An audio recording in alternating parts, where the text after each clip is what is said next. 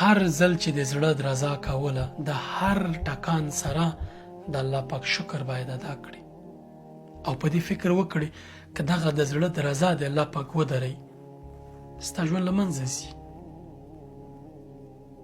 د ژبې ذایقه که د الله پاک درنه واخلي ته به له ژونده هېڅ خوند نشي اخیستلی. نو ځکه باید ته همیشه د الله پاک شکر ګزاره اوسي. شکر ادا کول د الله پاک د انسان مقام لا پسې لوړوي. الله پاک تر دې ډېر مستحق دی چې موږ شپه او ورځ شکر ادا کړو. د ستا د سترګو راپاک په یوه حالت باندې ودرېږي، که پټې ودرېږي او که خلاصې ودرېږي ته به څومره ورسره په عذاب وي.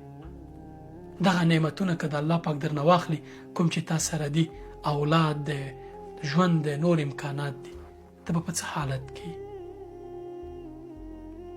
همیشه شکر گزاره اوسه. د زړه هر ټکان د دې مستحق دی چې موږ د الله پاک شکر ادا کړو.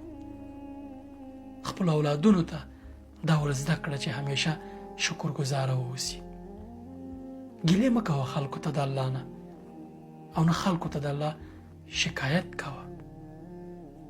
الله پاک ته ټول راز و نیاز کوه.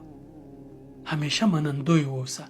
هغه انسانان چې منندوی دي، قرآن کریم کې هر ځای چې الله پاک د انسان کلمه کاروي ورپسې یو منفي صفت یادوي. و انسان ناشکره دی، انسان زمانه مه خړئ، انسان دا کوي، انسان هغه دی. یا ایها الانسان ما غرک بربک الکریم. ته څه شي د خپل مهربان رب په مقابل کې غره کړی؟ د په څه شي غره یې؟ که دا د زړه ټکان دی درته الله پاک ودرئ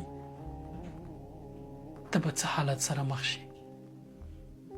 خپل اولاد ته زده که په خپله باندې عادت دې ساته. کوچني کوچني نعمتونه چې دي ترلاسه کول یا دې لرل په اړه د الله پاک شکر ادا کوه. الله پاک به درته دوامداره ساتي. هغه انسانان ډېر نازوانه دي چې د الله پاک شکر نه ادا کوي. د انسانانو مننه کوه، ځکه حدیث کې راځي څوک چې د انسانانو مننه نه کوي هغه د الله مننه نه کوي. د انسانانو هم مننه کوه او د الله پاک د ډېر شکر مستحق دی. که ته همیشه شکر گزاره بنده اوسي الله پاک د مقام نورم لوړوي. ناهیلي، بېځایه ګیلې، بېځایه شکایتونه دا مه کوه. دا د عادت ساته. په هر حالت کې شکر گزاره اوسه. ته وګوره چې ژوند دې څومره له خوشحالۍ او نعمتونو ډکېږي. السلام علیکم.